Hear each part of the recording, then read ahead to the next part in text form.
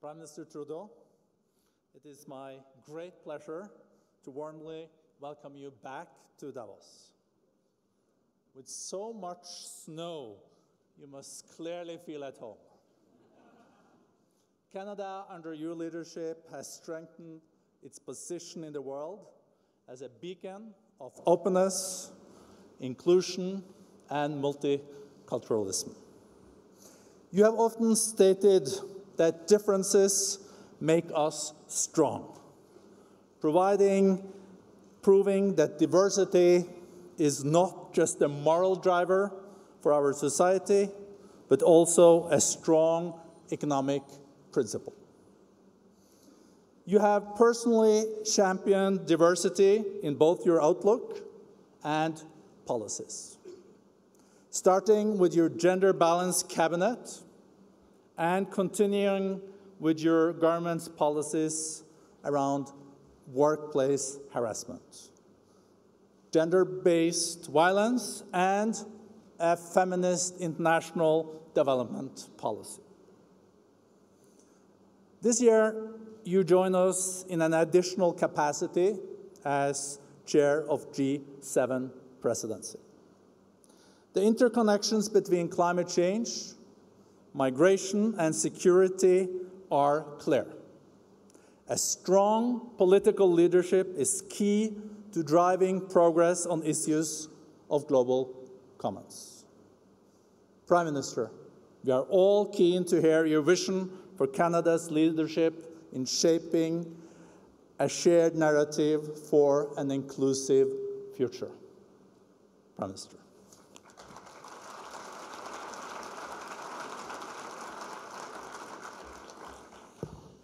Mesdames et messieurs, bonsoir à tous. Merci Borgé pour cet accueil chaleureux. C'est un honneur pour moi. It's an honor for me to be here in Davos. I'd also like to thank our co-chair of this year, Sharon, Fabiola, Isabel, Christine, Ginny, Chetna, and Erna. Now, it won't surprise you that my remarks today will address the importance of progressive values in the context of globalization. You'll need the translations later, so you might as well keep them out. So before I begin, but fully in keeping with the speech I'm about to give, today I'm pleased to announce that Canada and 10 other remaining members of the Trans-Pacific Partnership concluded discussions in Tokyo, Japan, on a new, comprehensive and progressive agreement for Trans-Pacific Partnership, the CPTPP. The agreement reached in Tokyo today is the right deal. Our government stood up for Canadian interests, and this agreement meets our objectives of creating and sustaining growth, prosperity, and well-paying middle-class jobs today and for generations to come. We're pleased with the progress we've made to make this deal more progressive and stronger for Canadian workers on intellectual property, culture, and the automotive sector. Trade helps strengthen the middle class, but for it to work, we must ensure that the benefits are shared with all of our citizens, not just the few. The comprehensive and progressive Trans-Pacific Partnership is a new step on that path. I also want to specifically and personally thank Prime Minister Abe for hosting the recent talks and for his continued and extraordinary leadership in reaching this positive outcome. Je suis heureux d'annoncer aujourd'hui que le Canada et les 10 autres membres and the other 10 members of the Trans-Pacific Partnership, the Progressive and Global Partnership, have concluded their negotiations in Tokyo. This is a good agreement for Canadians because it will create employment and prosperity for the middle classes. We are very proud to have reached this unanimous agreement with all the partners on culture and to have achieved progress for the automobile sector and intellectual property. Thanks to our ongoing efforts, we have been able to achieve an ambitious and a progressive agreement for all Canadians. But it's also a great day for progressive trade around the world. So I was last here at the World Economic Forum in 2016, a mere 2 months after being sworn in as Prime Minister. Now it's been 2 years that I've been Prime Minister, and while that might not seem like such a long time, in this new era of perpetual change that we're living in, 2 years might as well be a lifetime. Think about it. The pace of change has never been this fast, yet it'll never be this slow again. There's enormous opportunity and enormous potential in that realization. Technology has always brought such promise. A better standard of living, new innovations, remarkable products. Consider the progression from steam power to electricity to computers. But it also brings dramatic shifts in our social, economic, and political cultures. This current step, involving automation and AI as the obvious examples, will totally revolutionize the world of work, and in many ways, it already has. As business leaders, I know that you view these as both exciting and challenging achievements. You're rightly anxious about how quickly our existing business models are being disrupted. Still, if you're anxious, imagine how the folks who aren't in this room are feeling. Workers, people who aren't seeing the benefits of economic growth, regular women and men who are trying to grab a rung on the career ladder, never mind climate. For them, technology is a benefit to their personal lives, but a threat to their jobs. Over the past few years, we've seen the ripple effect of economic uncertainty and inequality play out around the world. The unrest we've witnessed is driven by anxiety and fear.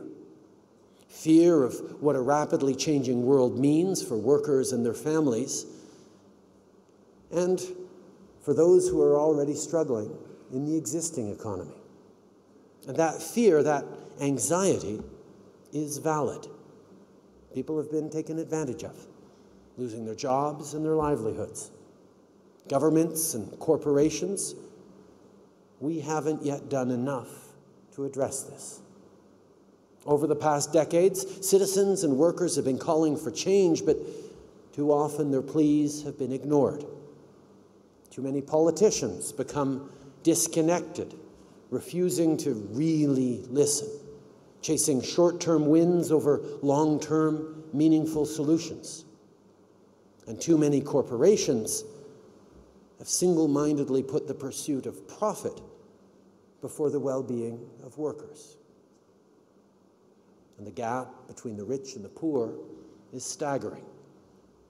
And all the while, companies avoid taxes and boast record profits with one hand while slashing benefits with the other. But that approach can't and won't cut it anymore. Les gens se sentent à l'écart.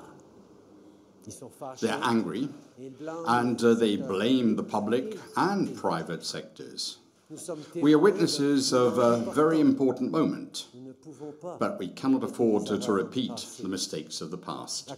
Economic growth should and must generate benefits, real benefits for our communities. Trade agreements must, day in, day out, provide better occasions and opportunities for our citizens, and companies must take seriously their obligations towards workers, the workers who are at their service, and towards the communities that support them. We're in a new age of doing business.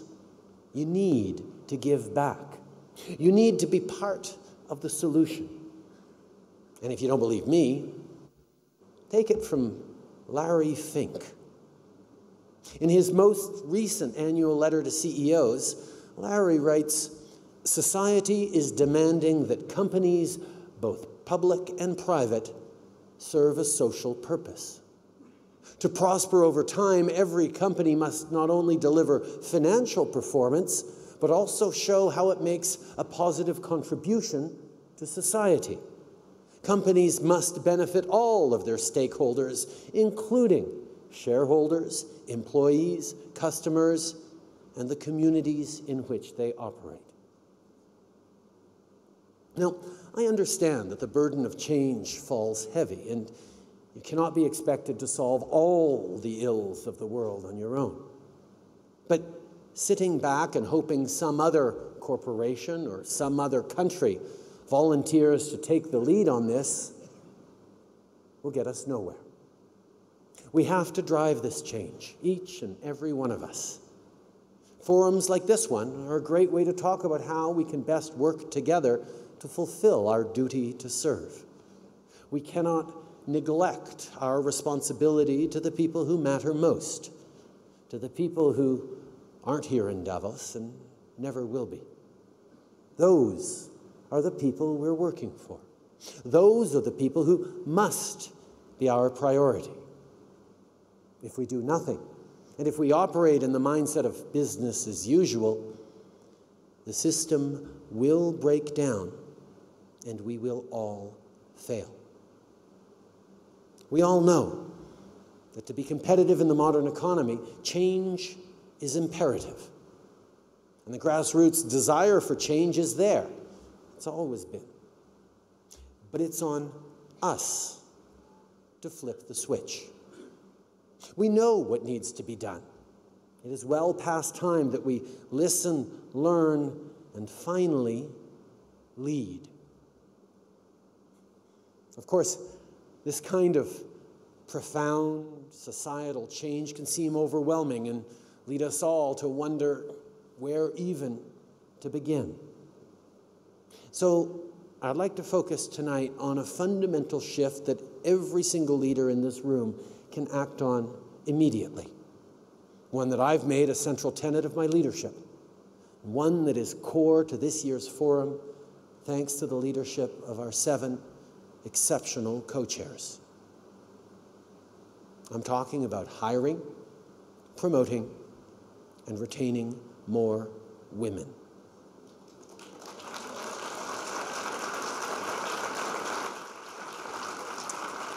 And not just because it's the right thing to do or the nice thing to do, but because it's the smart thing to do. In Canada, like all over the world, much of the economic and labor force growth we've experienced over the last many decades is because of women entering into and changing the workforce. But there is still so much room for improvement and such enormous benefit still to be had. McKinsey estimates that narrowing the gender gap in Canada could add $150 billion to our economy by 2026. Research tells us that organizations with women on their corporate boards and in key positions of leadership perform better than those without. In fact, the Peterson Institute for International Economics just found that increasing the share of women in leadership positions from 0 to 30% translated into a 15% boost to profitability.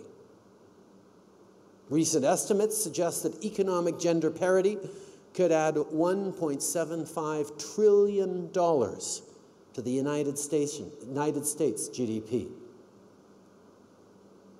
And in China, the GDP boost could be as much as $2.5 trillion, which is bigger than the entire Canadian economy.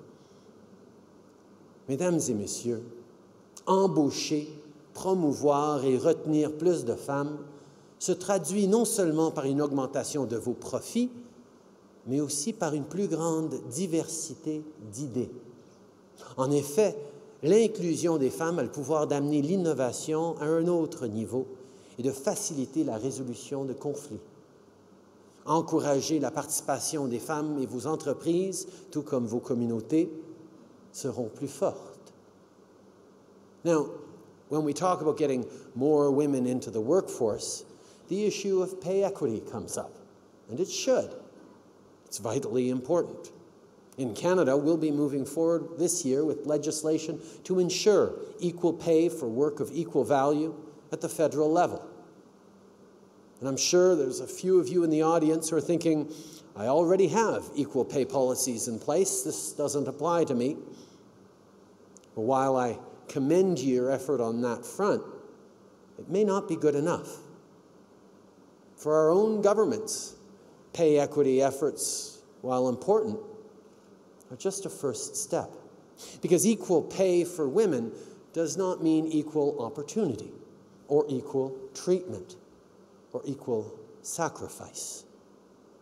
Paying a female employee the same as a male employee doesn't even begin to touch issues around family planning, promotions, or job security. Women do more part-time work and more unpaid work than men.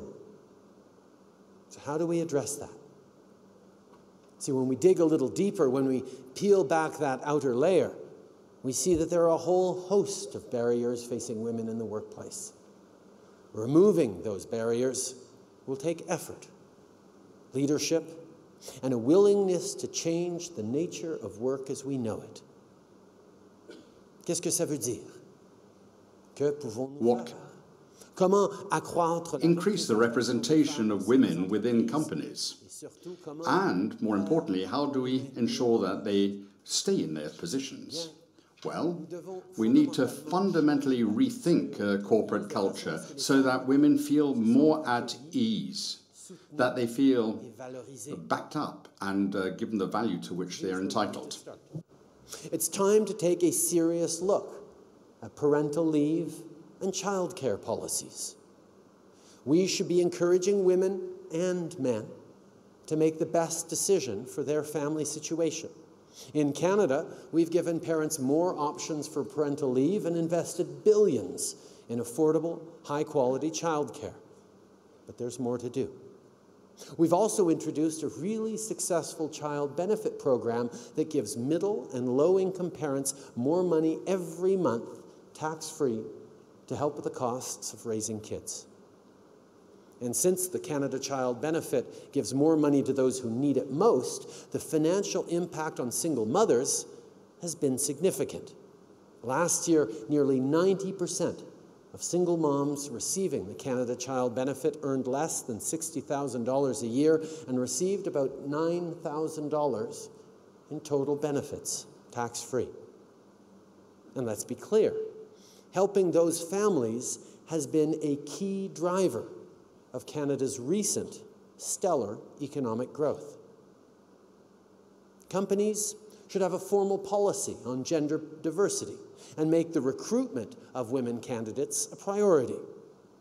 You may remember that we introduced our country's first gender-balanced cabinet in 2015. The usual suspects complained, but guess what? 2 years later, Chrystia Freeland and Miriam Monsef, who are here this week, along with their many female colleagues in cabinet, are serving the country with great distinction and have elevated the level of decision-making and debate for everyone in cabinet and in government. As corporate leaders, consider a gender-balanced board or gender-balanced project teams. Anytime we're looking for a new hire, we should be identifying women candidates at a rate equal to men. In Canada, when we look to fill appointments, we work to recruit people who reflect the true diversity of our country. Et nous devons rendre les comptes. And we have to show what efforts we are carrying out in an open and transparent manner.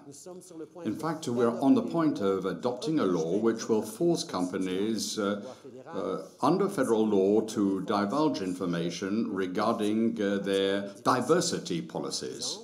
For example, that will include the proportion between men and women in their boards of directors and in their top management levels. What are the other points that could be improved? We have to understand that responsibility to look after the elderly and other persons in our families who may be ill often falls to women. So we need to have a program which helps these people to contribute the financial difficulties engendered by lack of work, and that is an option that we should envisage. And we have to recognize that aspects of intersectionality are always at play and require special and explicit attention. Here's an example. In 2016, Among women who were newly appointed to the boards of Fortune 500 companies, 77% were white. Race, religion, sexuality, socioeconomic status, those are just a few of the ways that women are even further discriminated against. And finally, here's the really big one. Me Too. Time's Up. The Women's March. These movements tell us that we need to have a critical discussion on women's rights, equality, and the power dynamics of gender. Sexual harassment, for example, in business and in government, is a systemic problem, and it is unacceptable.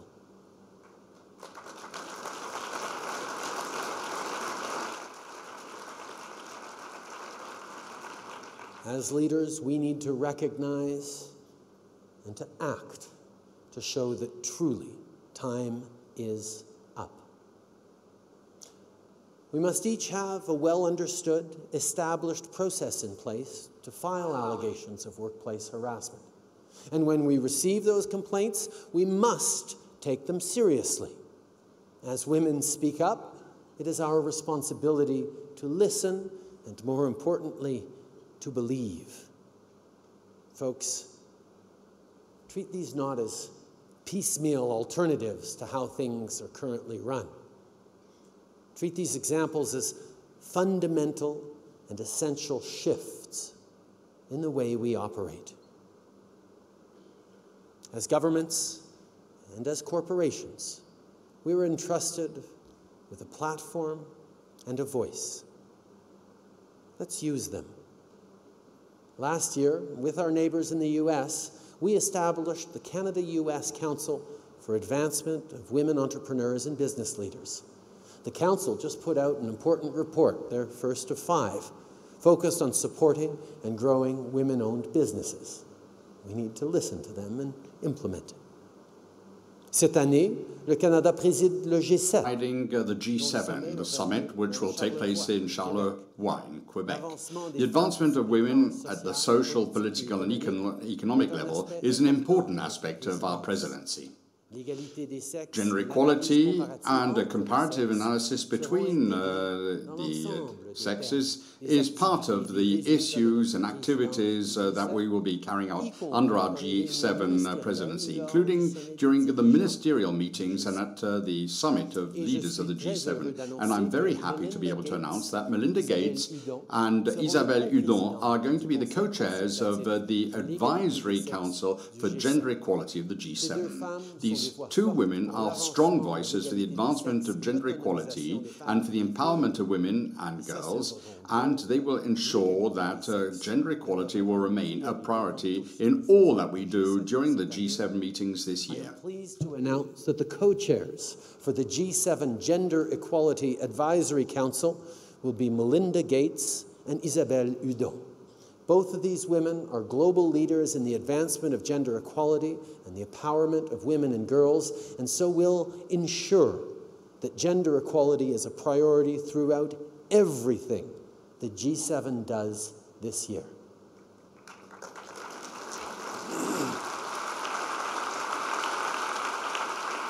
Canada will also 2018 will also see Canada hosting Fortune's Most Powerful Women International Summit, and 2019 will bring the Women Deliver Conference to Vancouver, the world's largest gathering on health, rights, and well-being of women and girls.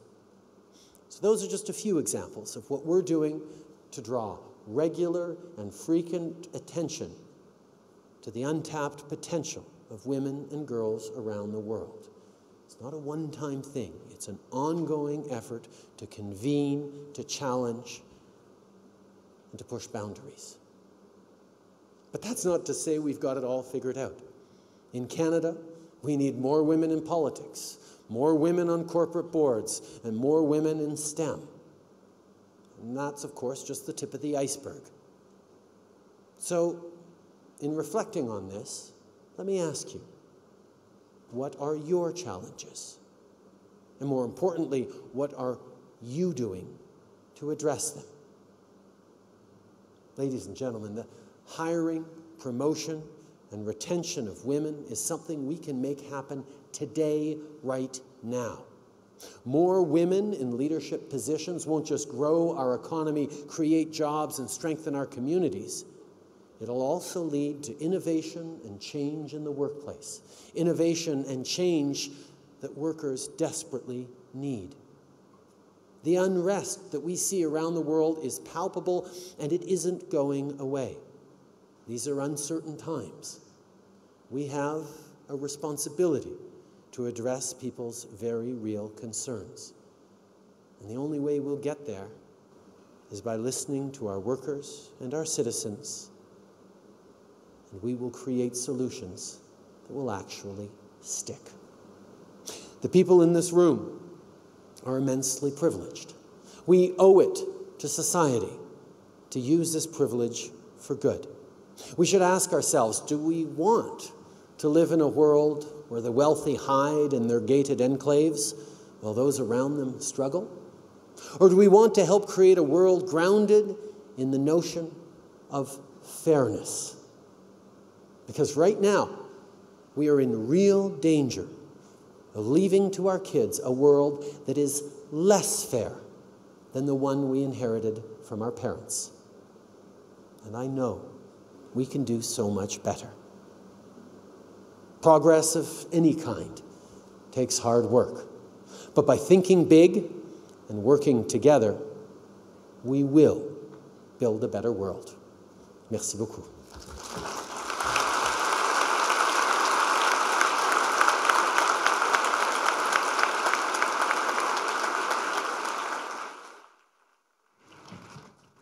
Thank you so much, Mr. Prime Minister, and also thank you for your very convincing and inspiring speech, and I would compliment you for especially raising the issues related to gender equality, and the situation for women and girls around the world, and that you will make this also an important part of your G7 presidency, I understand? Yes, very much.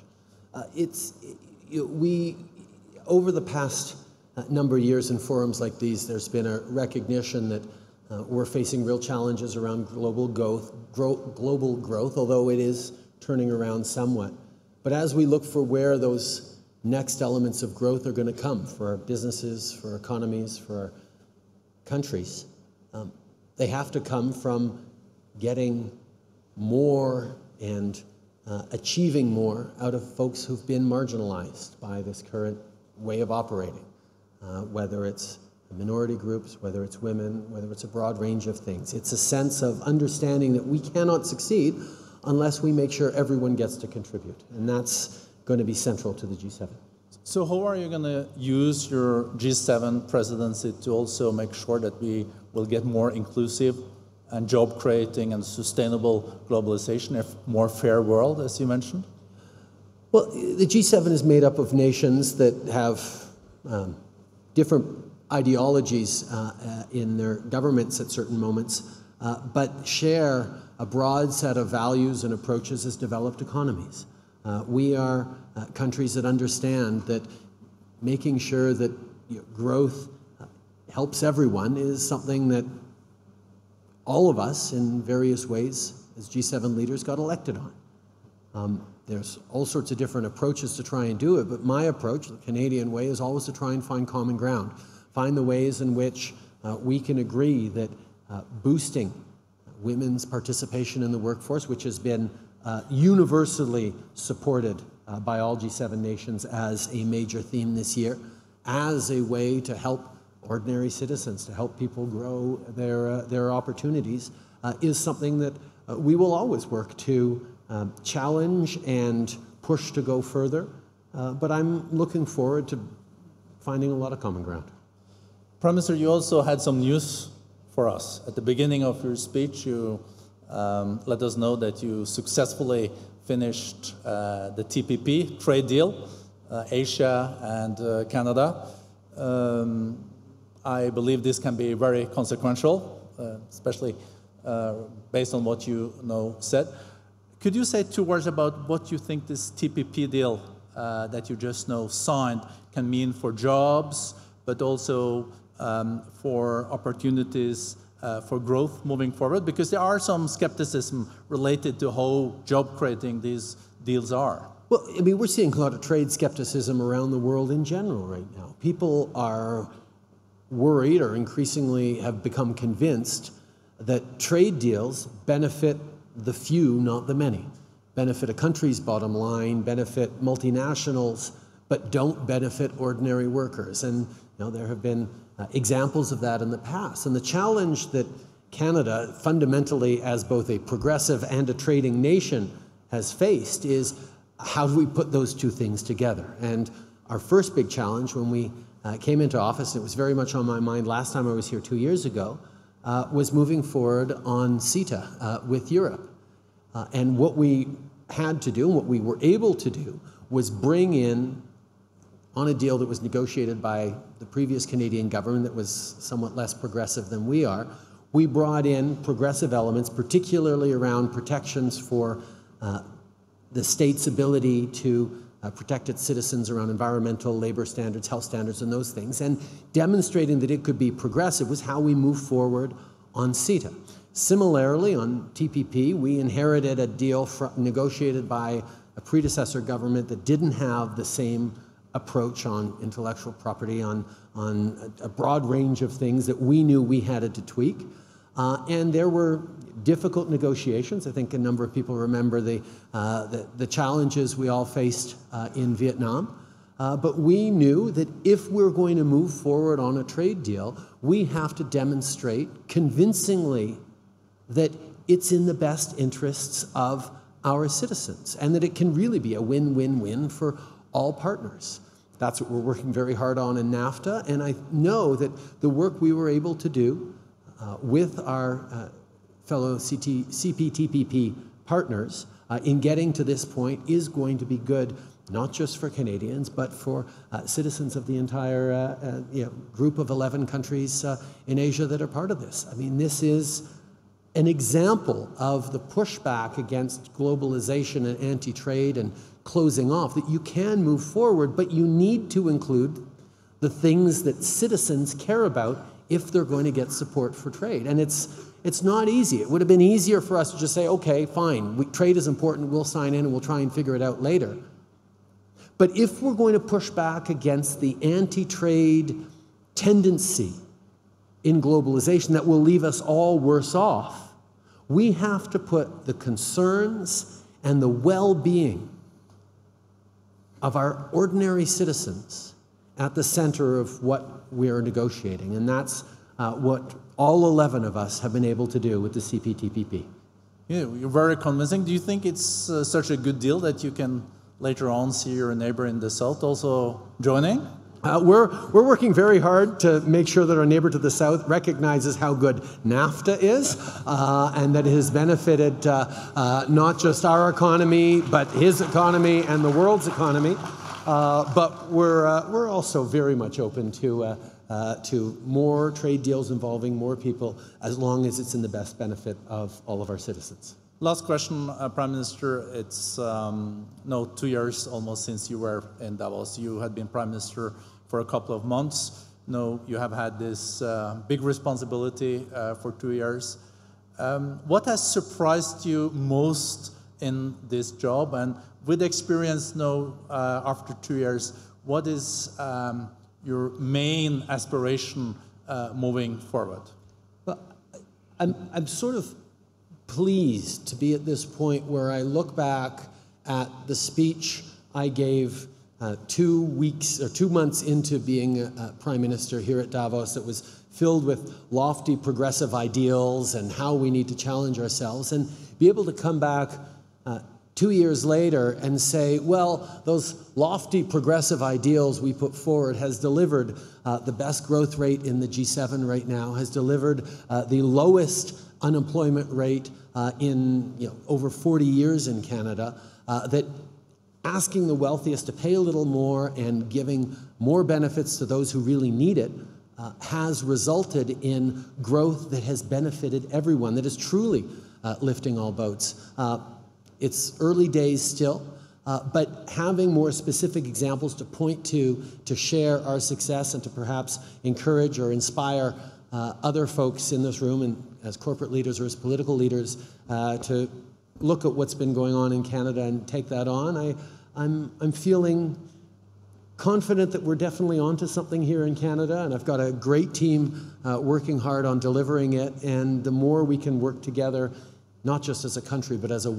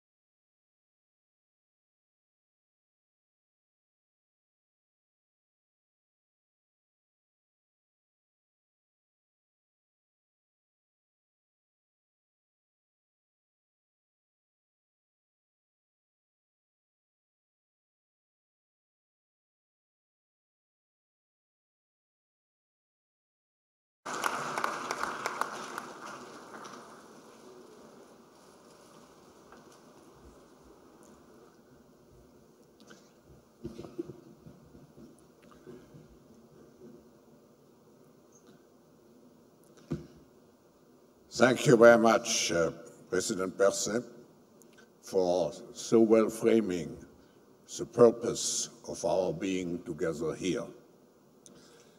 It is now my distinct pleasure and great privilege to introduce our opening speaker, His Excellency, the Honorable Prime Minister of India, Narendra Modi.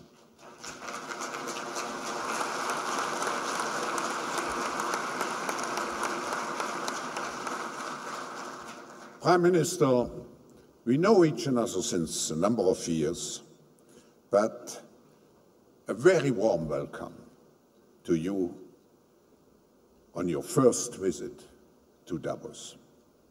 Your presence here has a very special significance, as it comes at an immensely important moment in time.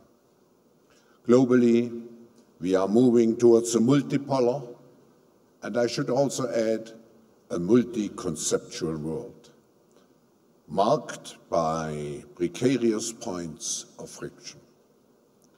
In this seemingly fractured world, India presents a bright image of dynamism, of optimism, and promise. India is the world's largest democracy. With more than 1.3 billion people, India will be the most populous country within the next decade. India's unique demographic dividend, rising tide of entrepreneurial spirit, breakthrough innovations in many sectors, and remarkable pace under your leadership, Mr. Prime Minister, of bold and structural reforms have boosted the macroeconomic fundamentals and enhanced India's long-term economic outlook and, of course, provides a great investors' opportunity. Under your leadership, Prime Minister, India is expanding its influence in a wide range of global initiatives, including the Paris Agreement, Climate Agreement, and the International Solar Alliance. India is guiding the world on how high-tech technological advancement, such as space mission, can coexist with grassroots innovation, social entrepreneurship, such as the BHIM mobile app, which is greatly advancing India's digital payment ecosystem. India's philosophy of the world is one family. Vasu Daiva Kutum Bakum, that you often quote, is closely aligned to the theme of this year's annual meeting. And today, we all are looking forward to hearing you about your vision for India, for the world, and for India's role in the world. Personally, I would like to thank you for your country's continuous support of the World Economic Forum for nearly 4 decades, and as evident here in the room, for the strong Indian delegation, which has become a tradition, a delegation of government and business leaders, and for many projects and initiatives. We have your support, and ladies and gentlemen, please welcome His Excellency, the Honorable Prime Minister of India, Narendra Modi.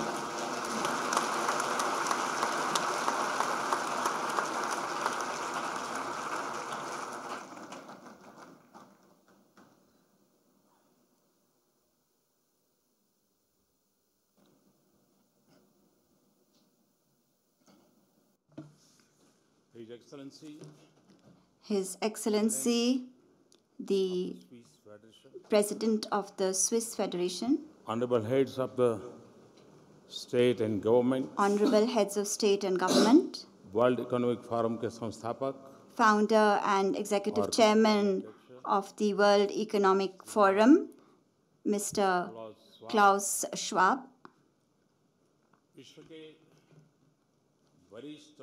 senior and eminent entrepreneurs, industrialists, and CEOs from all over the world,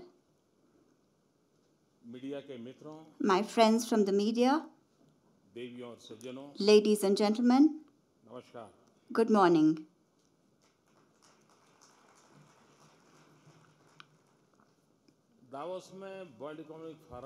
I am delighted to be here with you in Davos for the 48th annual meeting of the World Economic Forum.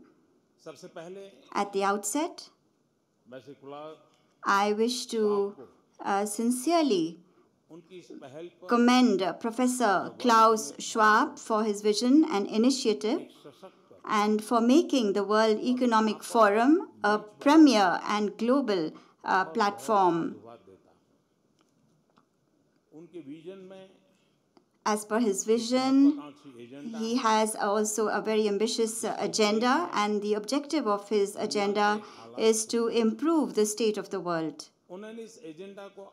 And he has strongly linked this agenda with economic and political thought.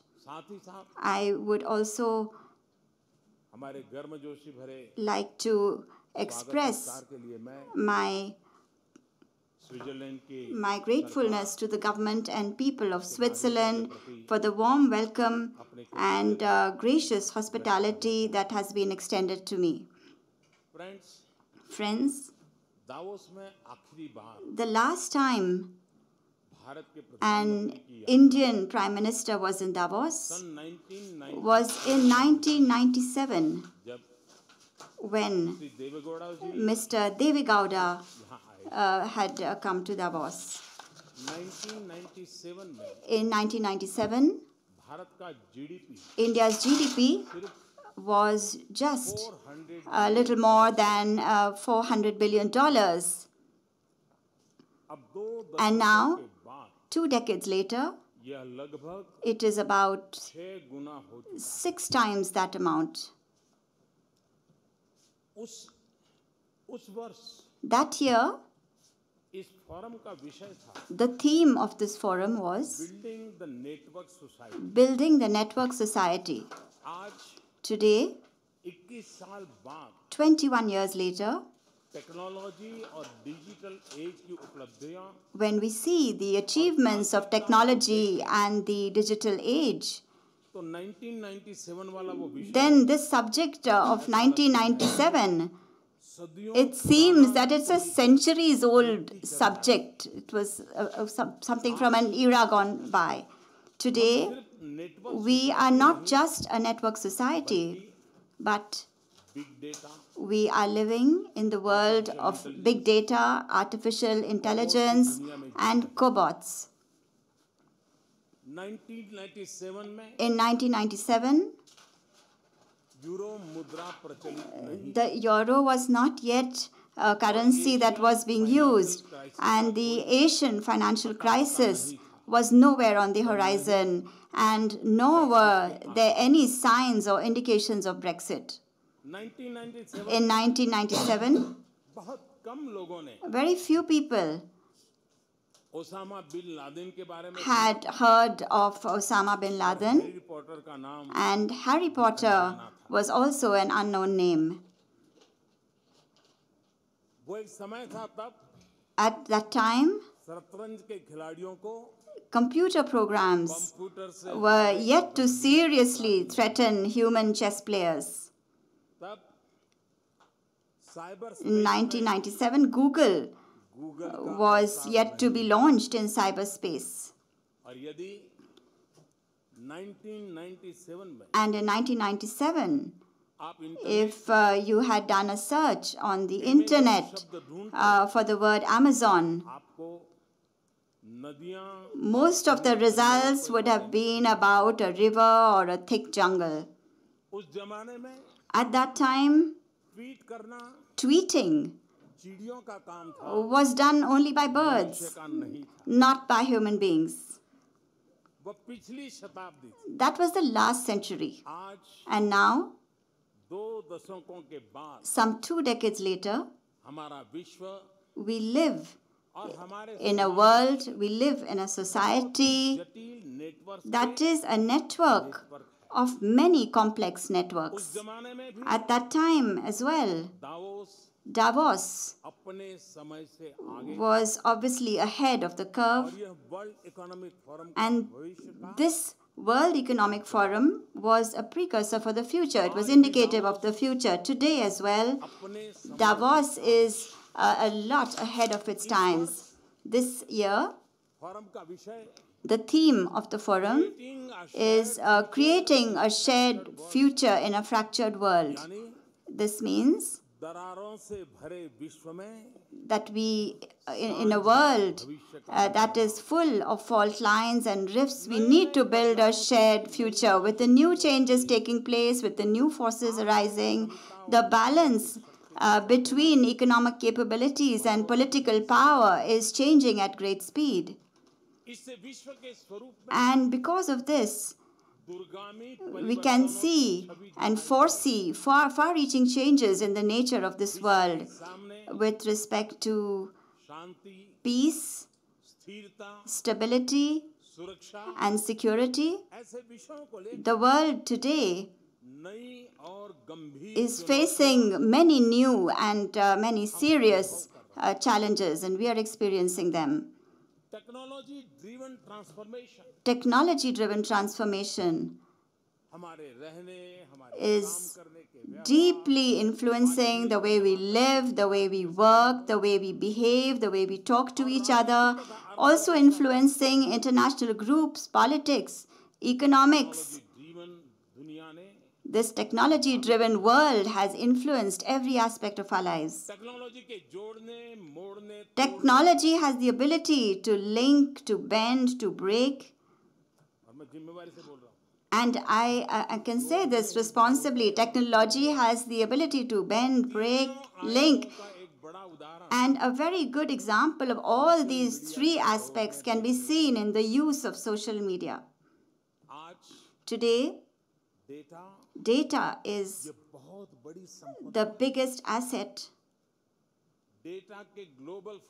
So much so that the global flow of data is creating the biggest opportunities and also the greatest challenges. We are accumulating mountains and mountains of data. There's a race now to be able to gain control of this data because it is believed that he who will be able to control the data, he is the one who is going to be able to dominate the world. The same way, in the area of cybersecurity and nuclear safety as well, the rapidly changing technology and the increase in destructive forces has made our earlier challenges even more serious. Science, technology, and economic progress have new dimensions, and they have, on the one hand, the ability to show mankind different avenues that lead to prosperity, and on the other hand, these changes are also creating fault lines and rifts that can inflict a very painful wound. A lot of changes are creating walls and barriers which have made for humanity the path to peace and prosperity not just inaccessible, but an uphill and arduous one. These fractures, these divides, these barriers, these are due to a lack of development, they are due to poverty, they are due to unemployment, they are due to a lack of opportunities, and they are also due to domination over natural and technical resources. In this context, some important questions come to mind which require some adequate answers for the legacy, for the kind of world we leave for future generations and for the future of humanity. Is our global order widening these fault lines? Is it increasing these distances?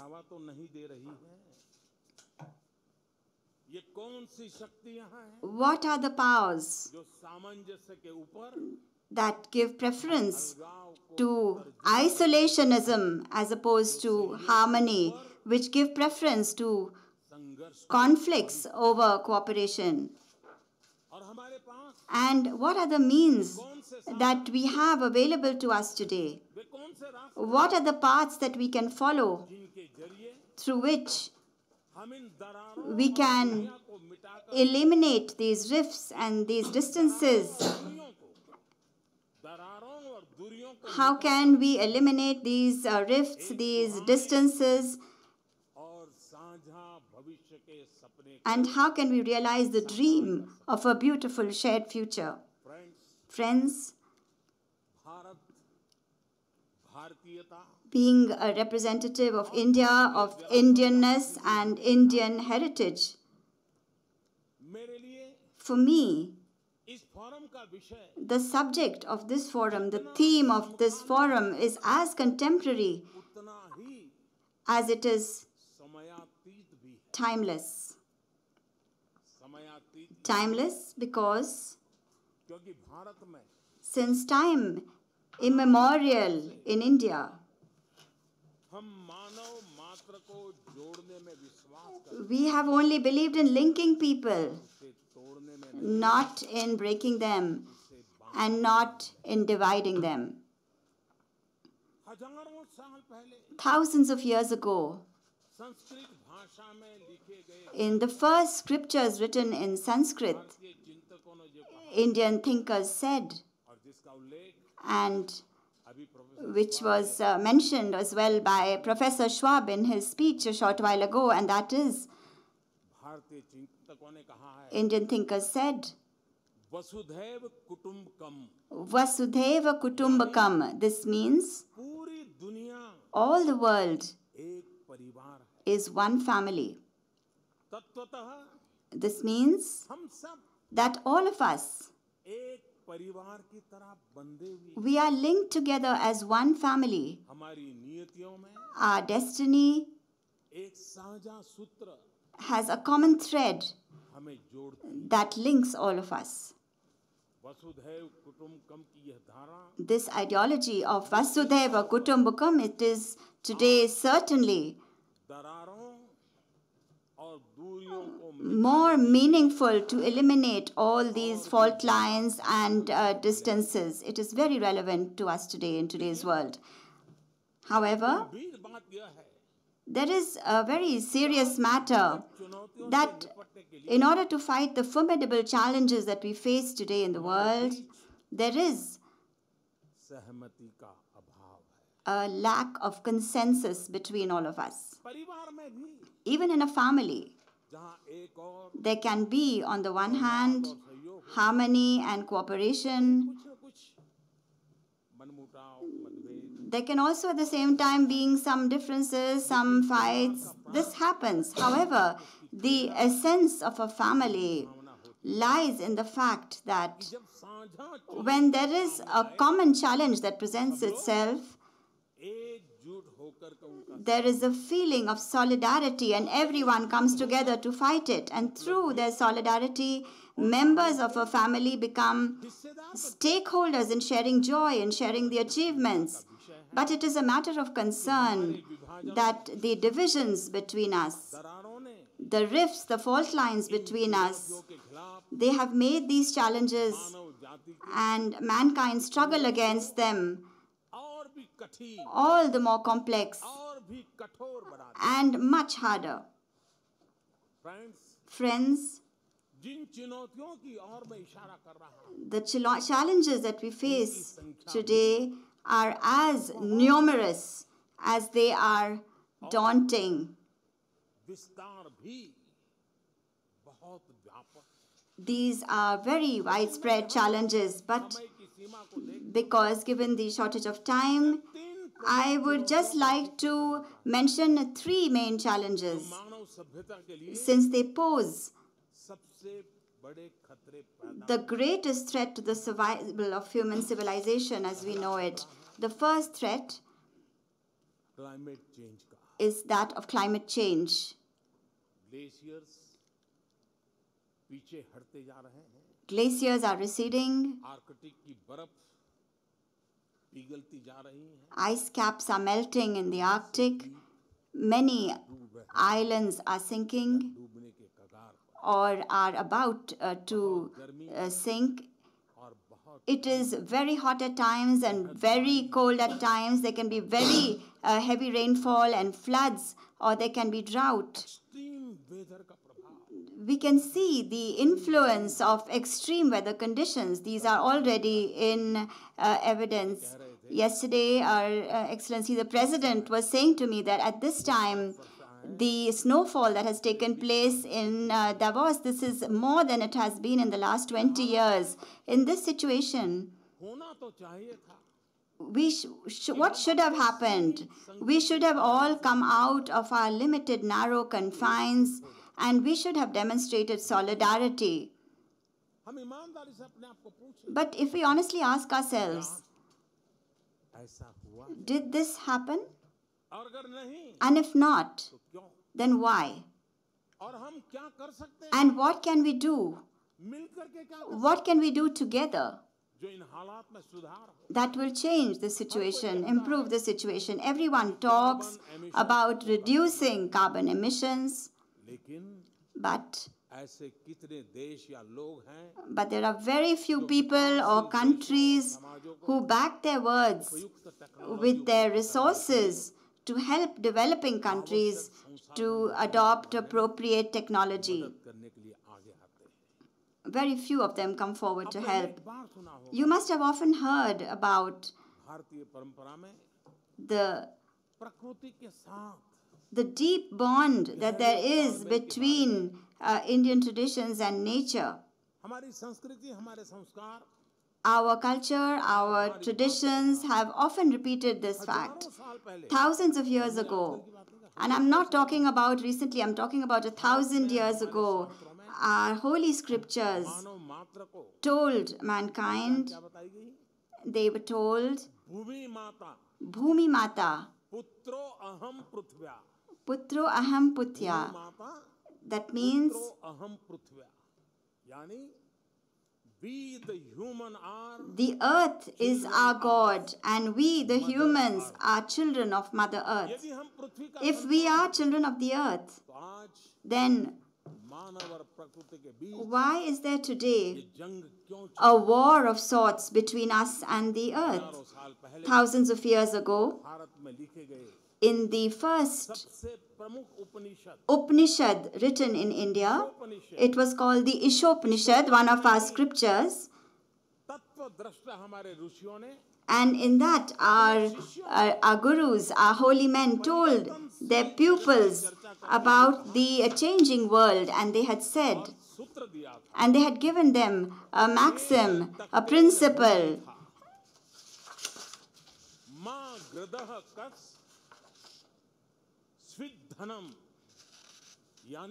This means stay in the world and enjoy it, but be frugal, make sacrifices, and don't have greed for somebody else's assets and wealth. 2,500 years ago, Lord Buddha gave consumption as per needs a key place among his principles. The father of our nation, Mahatma Gandhi, also gave us a trusteeship principle, and he also told us that we need to consume and enjoy things as per our needs. But he was categorically against greed-based exploitation. So it is really something that we must think about. How have we moved from a very frugal consumption to need-based consumption, and then now we are looking at greed-based consumption? Our behavior has been deteriorating. We are only focusing on our own happiness, and we have even exploited nature and the planet for our own desires. We have to ask ourselves, has this been development, or has this been our downfall? This very bad state of our mind, an alarming glimpse of our selfishness, why does it not oblige us to introspect? If we think about it, we will find that for the current frightful negative impacts on the environment today, there is a perfect remedy. Ancient Indian philosophies, harmony between man and nature. Not just that, the overall approach of Indian traditions like yoga and Ayurveda that resulted from this philosophy can not only heal the fractures between the environment and us, but it can also give us physical, mental, and spiritual health and balance. To save the environment and to fight climate change, my government has planned a very big campaign. It has given itself a very ambitious objective. By the year 2022, in India, we want to produce 175 gigawatts of renewable energy. This is a very big target for a country like India. And in the last 3 years approximately, we have achieved 60 gigawatts. That means a third of our objective has already been achieved by us. In 2016, India and France had together, they had envisioned a new international treaty-based organization. This revolutionary step is today a successful exercise. The International Solar Alliance Initiative, after the necessary treaty ratification processes, has now become a reality. And I'm very pleased that this year in the month of March on the joint invitation of the President Macron of France and myself. All the member countries of this alliance will come to New Delhi to participate in the first summit of this alliance. Friends, the second biggest challenge is terrorism.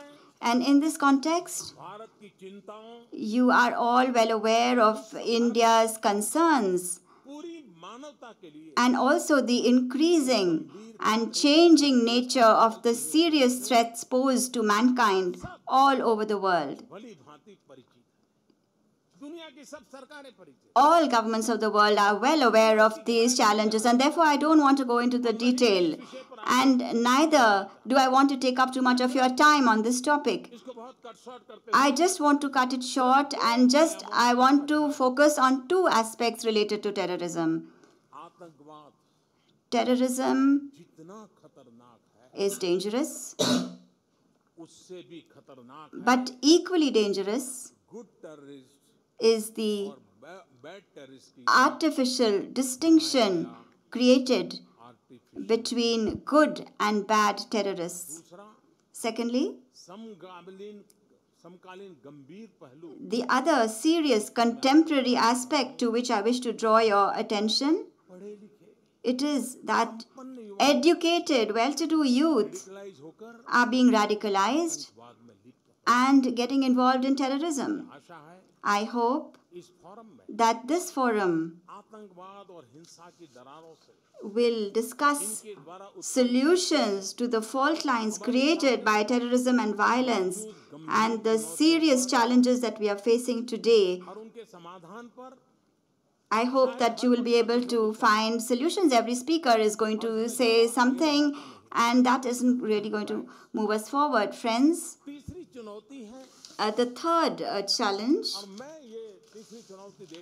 and when I look at this third challenge, I see that many societies and countries are becoming more and more focused on themselves. It feels like the opposite of globalization is happening. The negative impact of this kind of mindset and in wrong priorities cannot be considered less dangerous than climate change or terrorism. In fact, everyone is talking about an interconnected world. But we will have to accept the fact that globalization is slowly losing its luster.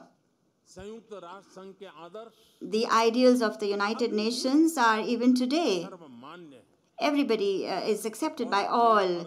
The World Trade Organization also has wide support. But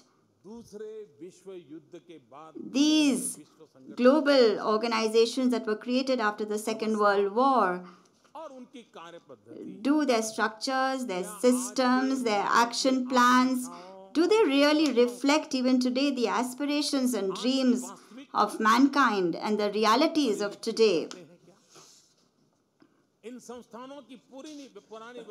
Between the old systems of these organizations and today's world, in particular, with respect to the needs of the developing countries, there is a very big gap that is evident.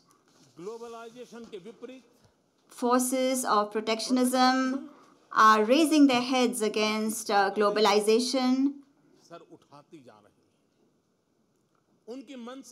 Their intention is not only to avoid globalization themselves, but they also want to reverse its natural flow.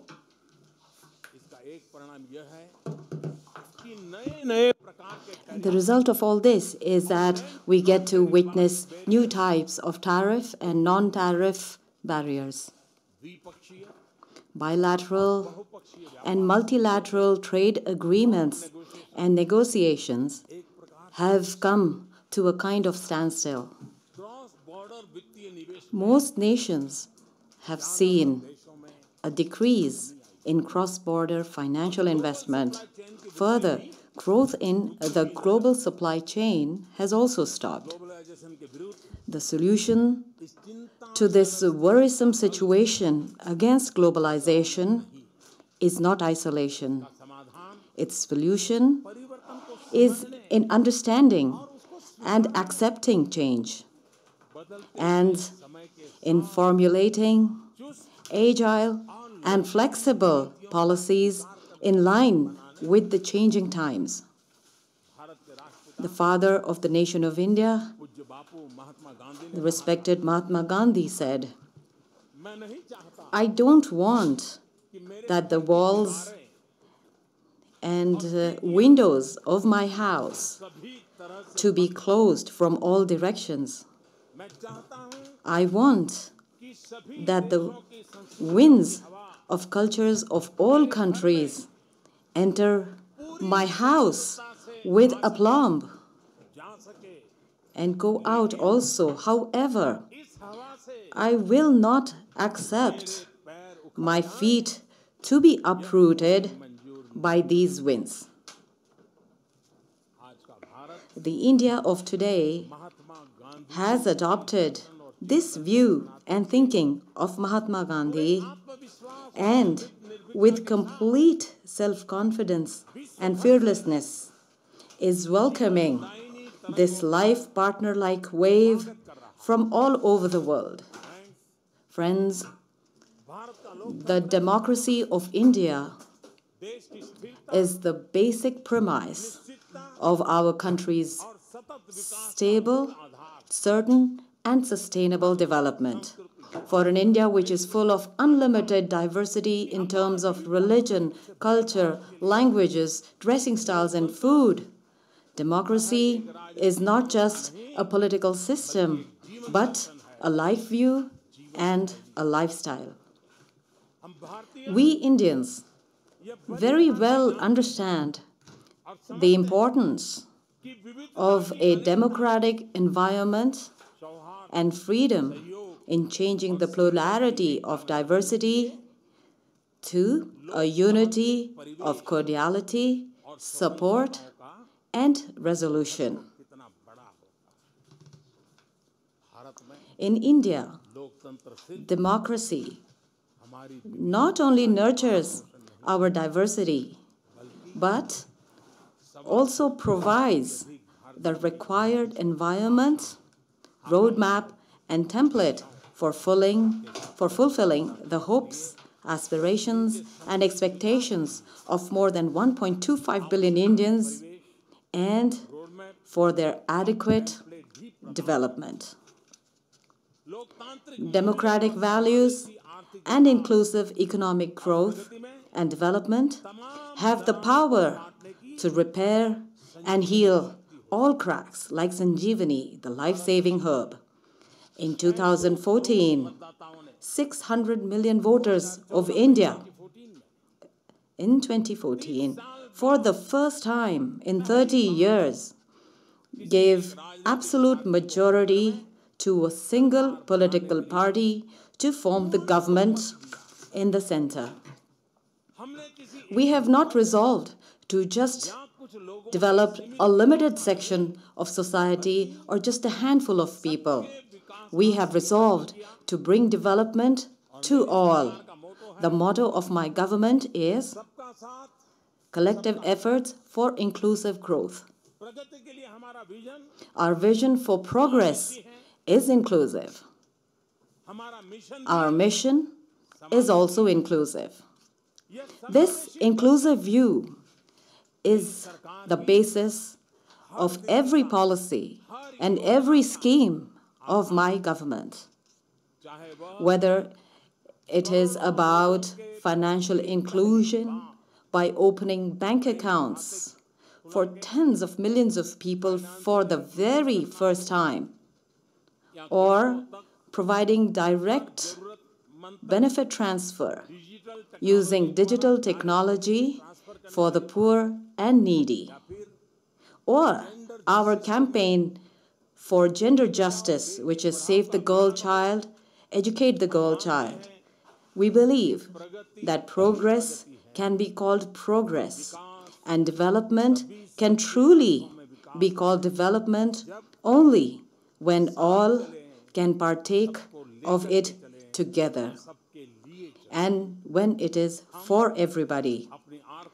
We are not merely bringing about minor reforms in our economic and social policies. We are bringing about radical changes. The path that we have selected is of reform, perform, and transform. Today, the way we are making our economy easy to invest into is unprecedented. That is the reason that today, investing in India, traveling to India, working in India, manufacturing in India, and exporting your products and services from India to all over the world has become much more easier compared to earlier times. We have pledged to end the license regime from its roots. We are removing red tape and laying the red carpet. Almost all areas of our economy have been opened up for foreign direct investments. More than 90% areas of investment are on the automatic approval route. The central and state governments have together brought about hundreds of reforms, more than 1,400 archaic laws that were an obstacle in doing business, in administration, as also in the daily lives of the common man, have been abolished. This has been done in the last 3 years. We have done away with 1,400 archaic laws, and I'm sure you can imagine how much effort is required in a democratic setup to do this. For the first time in the 70 years of an independent India, a single tax regime, the Goods and Services Tax, which is the GST, has been implemented. We are making extensive use of technology to increase transparency and accountability. The business community from all over the world has welcomed our resolve and efforts to transform India. In India, democracy, demography, and dynamism are together realizing development and giving shape to our destiny. Decades of control had restricted the capabilities of Indians and its youth.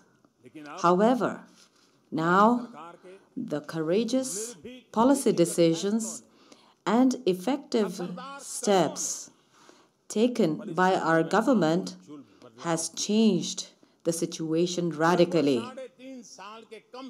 The far-reaching and big changes that have taken place and are indeed taking place in India are the sacred song indicating the expectation of 1.25 billion Indians, their efforts and their capacity to accept change and to sing that song, I'm here amongst you all today. Now the people of India, the youth of India, are capable of contributing to the building of a $5 trillion economy by 2025.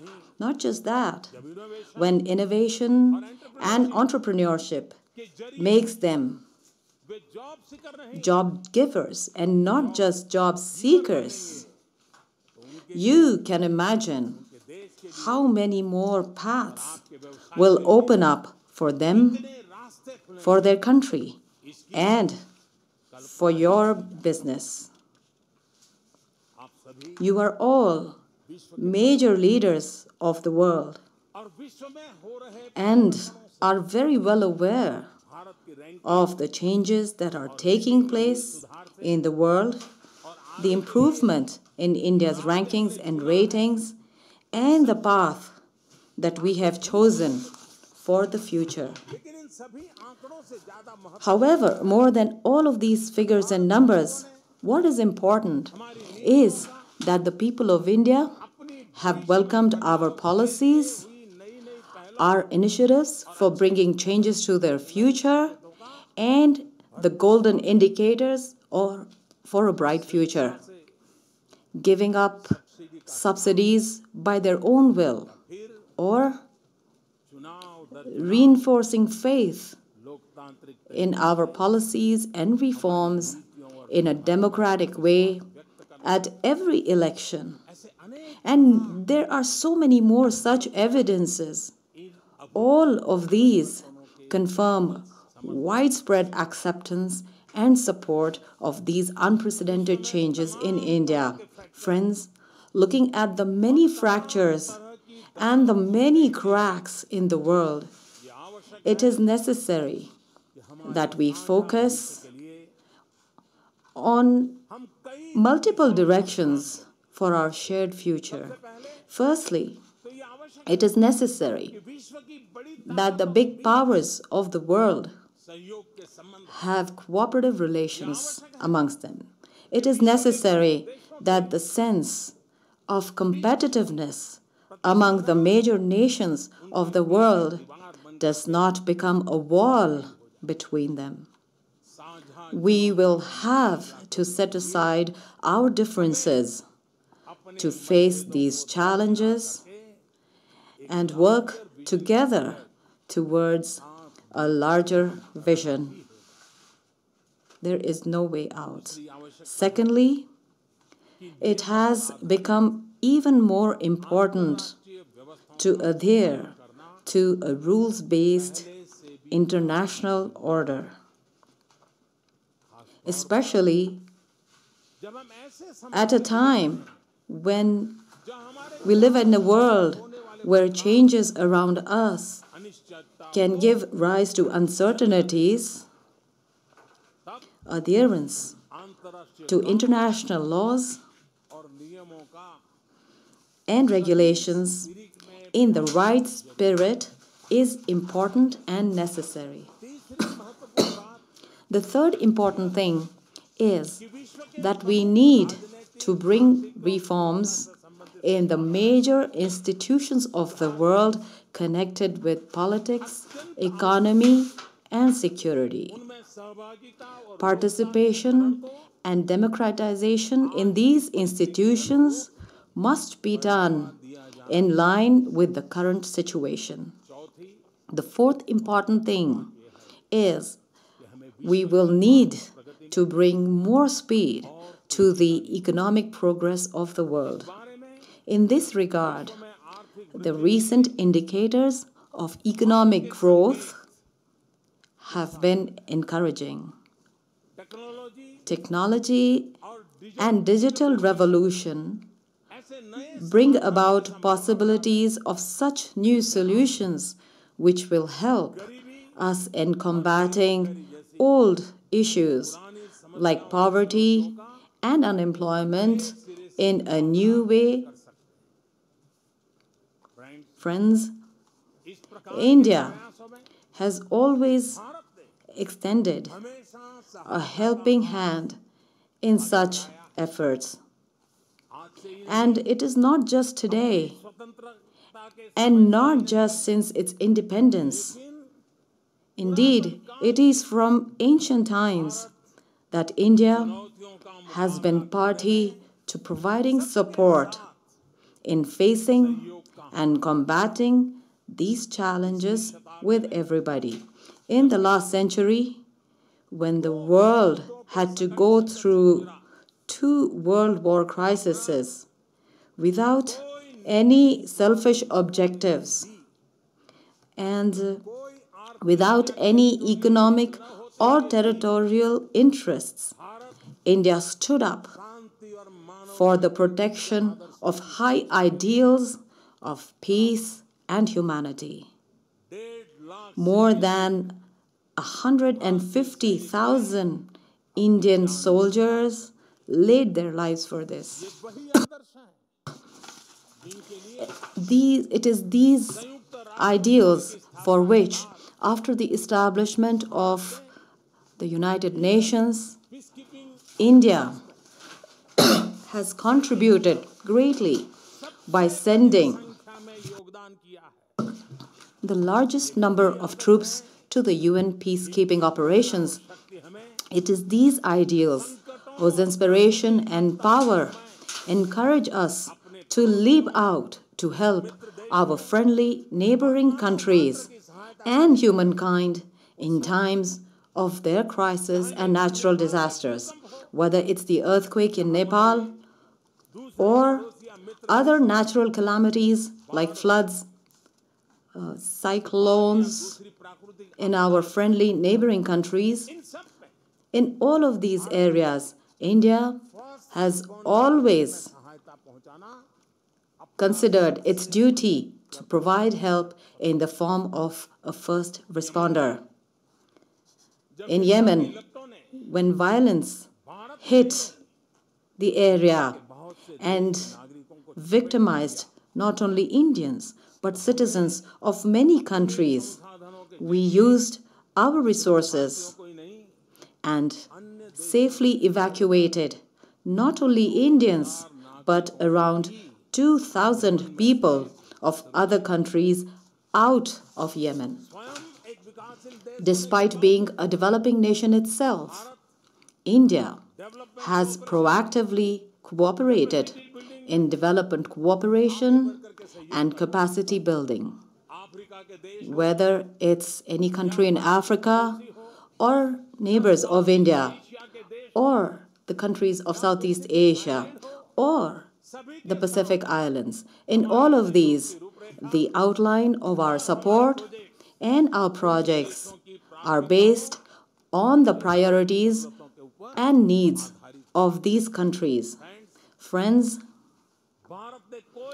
India has never had any political or geographical ambitions. We do not exploit the natural resources of any country. In fact, we join hands with that country, and along with that country, we bring about development in that country as per their priority. In the Indian subcontinent, hundreds of years of cordial coexistence of diversity has resulted that today we believe in a multicultural world and a multipolar world order. India has proved that democracy, respect for diversity, cordiality, and coordination, cooperation, and conversation can indeed get rid of all disputes and cracks. This is a tried and tested formula of India for peace, stability, and development. And it's not just this. A predictable, stable, transparent, and progressive India will continue to be the good news in an otherwise state of uncertainty and flux. An India where enormous diversity exists harmoniously will always be a unifying and harmonizing force, not just for itself and not just for its country. The Indian people and the thinkers of India, The old sages of India from ancient times have said this.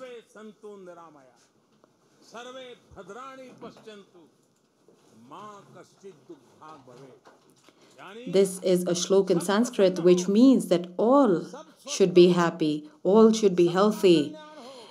There should be welfare for all, and there should be no sadness. This is my dream. This dream has been seen for thousands of years, and they have also shown us how to obtain these ideals and how to realize these dreams. And this path, indeed, if you actually venture on it, is very easy. What I just said in sense,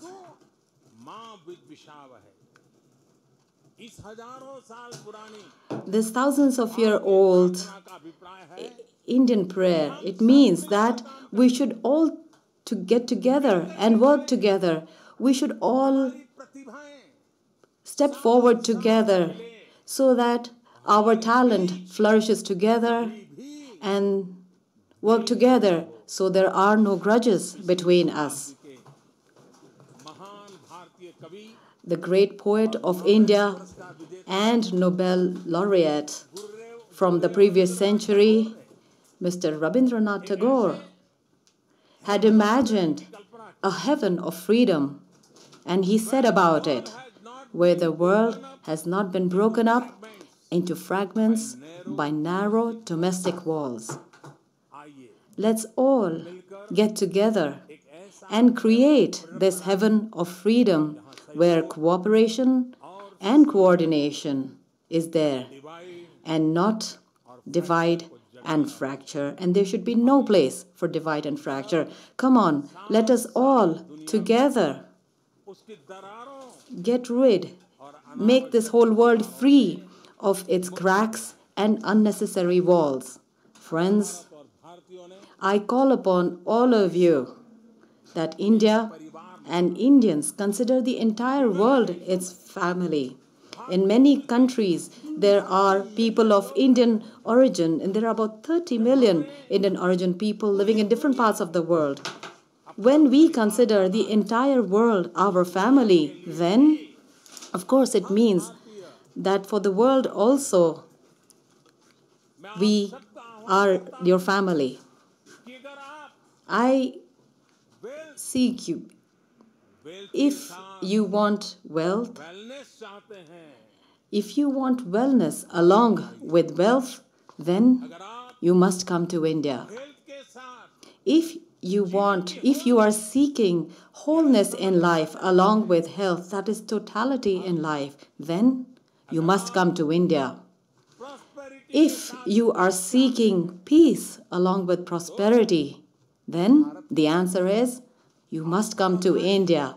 You must come to India, and you will always be welcome in India. I have been given this invaluable opportunity to interact with all of you. I would like to thank the World Economic Forum, Professor Schwab, and to each one of you. From the bottom of my heart, thank you very much. Namaste.